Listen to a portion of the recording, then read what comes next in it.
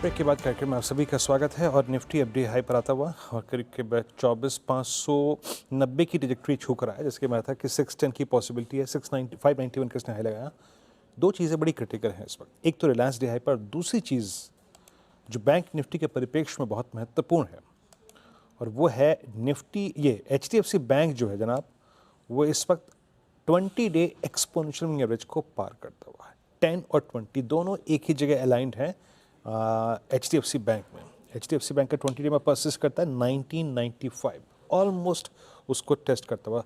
So index भी, रिलायंस भी, HDFC bank भी एक मेजर थ्रेशोल्ड पॉइंट पे ट्रेड करते हुए बड़ा महत्वपूर्ण होगा ये ट्रांजिशन। 600 पे 610 पे निफ्टी का 100-डे मा, 20-डे मा पे HDFC बैंक और रिलायंस का 200-डे एक्सपोनेंशियल एवरेज जो इसने लॉस्ट किया था वो आज रीगेन कर लिया। थोड़ी चीज़ें अगर आप देखें वन शेड बेटर है। चलिए अब देवेंद्र चौकसी से बात करते हैं आज के बिग मार्केट वॉइसेस की कड़ी में। देवेंद्र जी नमस्कार, कार्यक्रम में स्वागत है आपका। SBI के नंबर्स के साथ साथ मोरलेस अर्निंग सीजन बीत गया। आपने पहले 25% टैरिफ देख लिए, उसके बाद आपने 50% टैरिफ भी देख लिए, with I think with warning shots of huge tariffs on pharma as well.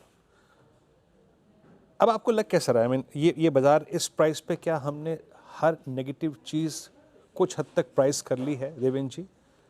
यहाँ से रिवॉर्ड एक्सपेक्टेशन ज़्यादा हैं या फिर अभी भी रिस्क काफ़ी खुला हुआ है? So good afternoon Virendra. Actually tariff का जो दायरा है उसके अंदर आई थिंक कोई भी नंबर आ सकता है, बट एक इम्पॉर्टेंट चीज के ऊपर मैं ध्यान देता हूँ। अगर ये टैरिफ अमेरिका ने अपने खुद के देश के अंदर प्रोडक्ट इंपोर्ट करने के लिए डाली है, तो विच मीन्स के they are talking about increasing the price of every commodity in their own country significantly higher. और मेरे हिसाब से जहां तक मैं समझता हूँ, I think this is a suicidal formula. एक तरफ कंट्री के अंदर ऑलरेडी अनसर्टेनिटी ज्यादा बनी है अमेरिका के अंदर, दूसरी तरफ आप महंगाई बढ़ा रहे हो, और वो महंगाई बढ़ाने के बाद आई थिंक आप कंज्यूमर को कैसे जस्टिफाई कर पाओगे, वो एक बड़ा विषय रहना चाहिए। एट द सेम टाइम जो चीज अभी तक हमने नहीं देखी है उसकी एक संभावना, पॉसिबिलिटी हम लोग जो गिनना चाहते हैं। Some of the American companies which are basically in the segment of healthcare or maybe in the health insurance business, they are going to see a significant challenge if the pharma tariffs are increasing beyond a point. क्योंकि I think those companies have underwritten insurances, और वहां पे challenge ये हो सकती है कि अगर आपके दाम बढ़ गए प्रोडक्ट के कंट्री के अंदर और कंज्यूमर को सर्विस करने के लिए इंश्योरेंस आपने जो अंडरराइट किया है वो एग्जीक्यूट करना पड़ेगा। So to a greater extent, I think this can be seeing a big amount of dent in the books of those companies, and I think some of these companies will really come into trouble. तो मैं ऐसा समझता हूँ ये tariff का जो मामला है वो शायद शॉर्ट टर्म रहना चाहिए। Maybe I think sooner than later I think this particular chapter should get closed. मैं ऐसा मानता हूँ कि अनसर्टेनिटी डेफिनेटली बनी हुई है, but at the same time I think उसके अंदर से मार्क बहुत जल्दी निकल सकता है, ऐसा मेरा मानना है। पर देवेंद्र जी, जो आपने सुसाइडल शब्द का इस्तेमाल किया और अमेरिकी अर्थव्यवस्था के परिप्रेक्ष्य में, वो हमारे लिए और हमारे IT के लिए बड़ा चिंता का विषय है। तो आप IT को कैसे ट्रीट करेंगे? एक अमूमन धारणा ये होती है कि ओवरसोल्ड, और ओवरसोल्ड की क्या डेफिनेशन दूँ sir? Nifty IT is at 200 week exponential, not daily, it's at week exponential average. तो IT पर आपका व्यू क्या होगा? स्टिल अवॉइड, या फिर mid cap IT, large cap IT में थोड़ा सा बाइफरकेट करके कुछ स्ट्रॉन्ग पॉइंट्स हैं आपके पास पिक करने के लिए? सो एक तरीके से देखें तो एग्जिस्टिंग जो बिजनेस आईटी कंपनीज एग्जीक्यूट कर रही है उनके अंदर ज्यादा बदलाव नहीं आना चाहिए, बिकॉज वो कॉन्ट्रैक्ट ऑलरेडी इश्यू किए जा चुके हैं, and I think the companies are executing those contract in between, they will not stop this contracts, क्योंकि उनका जो एग्जीक्यूशन के साथ में जुड़ा हुआ बिजनेस का प्लान है that is also under execution. So ये चीज को हम लोग एक तरफ सेफ पार्क कर लेते हैं। जहाँ तक नए आईटी ऑर्डर्स आने की संभावना है, उसके अंदर डेफिनेटली कस्टमर कंपनीज ज्यादातर वेट करना चाहेंगी, क्योंकि जब तक क्लैरिटी नहीं मिलती है टैरिफ रिलेटेड सिचुएशन की, तो उसके लिए वो वेट करेंगी। तो उसके लिए शायद आपके वहाँ भी इनफ्लो ऑफ ऑर्डर्स कम हो सकते हैं to a certain extent for some period. मगर आई थिंक मैं ये चीज को इतने इसलिए ज्यादा अभी ज्यादा वेटेज नहीं दे रहा हूँ, क्योंकि मेरा ऐसा मानना है कि when there is a significant amount of disruption which is happening, उसके अंदर से पॉजिटिव ज्यादा बाहर आते हैं, नेगेटिव कम बाहर आते हैं। तो मैं ऐसा समझता हूँ कि इंडियन आईटी कंपनीज के लिए ब्लेसिंग इन डिस्गाइज होना चाहिए, क्योंकि I think to a greater extent our companies are also trying to change their position into the global market from a pure time and material company providing the software codes. They are basically now moving systematically on outcome based solutions for their customers. तो मैं ऐसा समझता हूँ कि I think our companies would probably have relatively better times going forward. Near term के लिए कुछ भी प्रेडिक्ट करना मुश्किल है, but at the same time existing business के अंदर कोई ज्यादा लंबा बदलाव नहीं आएगा। नए बिजनेस को अंदर आने के लिए थोड़ा समय लग सकता है, but overall I think this disruption should be helpful to Indian IT companies, ऐसा मानना है। मे बी प्राइस करेक्शन बहुत शार्प आते हैं स्टॉक के अंदर, तो शायद एक बार बाइंग की अपॉर्चुनिटी भी ओपन हो सकती है। As of now I think we remain neutral on this particular space. Okay, IT को लेकर न्यूट्रल रुख है देवेंद्र जी आपका।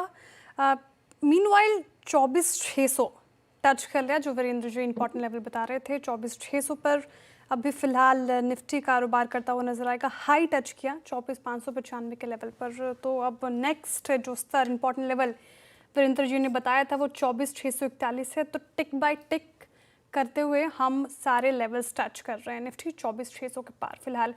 देवेंद्र जी गुड आफ्टरनून, श्रेया बात कर रही हूँ। आईटी स्पेस की बात की हमने, हेल्थ केयर स्पेस की बात की। आज अगर एक स्पेस ने लीड किया है that is PSUs bank. PSU bank index में आप देखिए शानदार रैली, एसबीआई ने उसको लीड किया है। रिजल्ट्स के बाद ब्रोकरेजेस भी बुलिश, अच्छे खासी तेज़ी के साथ कारोबार करता हुआ नजर आएगा। बैंकिंग स्पेस में आपका रुझान किस साइड है, क्या प्रेफरेंस है स्पेस को लेकर? Overall I think retail credit growth अच्छी तरह से बना है, और मैं ऐसा समझता हूँ कि ये साल के अंदर retail credit growth definitely I think remains I think very strong proposition, क्योंकि कंज्यूमर के हाथ में फंड्स ज्यादा है।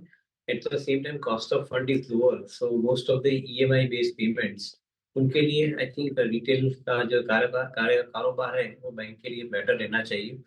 I think some of the larger banks, including SBI, including HDFC, Bajaj Finance, such kind of, and even ICICI, such kind of organizations have significant large amount of exposure towards retail segment. So ये एक positive game plan हम देख रहे हैं। दूसरी तरफ जो bank के पास लैंड करने की क्षमता ज्यादा है, उनके लिए likes of SBI, likes of HDFC, उनके लिए शायद लोन बुक इंफ्रास्ट्रक्चर सेगमेंट में से, और लार्ज कंपनीज पीएलआई माध्यम से भी देखें तो लार्ज कंपनीज के लिए उनकी एक लोन बुक अच्छी तरह से बढ़ रही है। तो मैं ऐसा समझता हूँ कि that also remains I think very positive.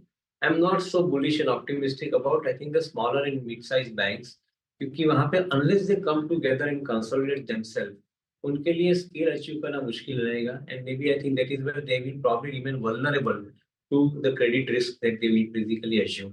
सो मैं शायद ज्यादा प्रेफरेंस दूंगा बड़ी साइज की बैंक, बड़ी साइज की एनबीएफसी को, कि जहाँ पे ability to handle this kind of situation is far better compare to smaller banks और एनबीएफसीज। लार्ज बैंक्स और लार्ज एनबीएफसीज की तरफ आपका झुकाव ज़्यादा है।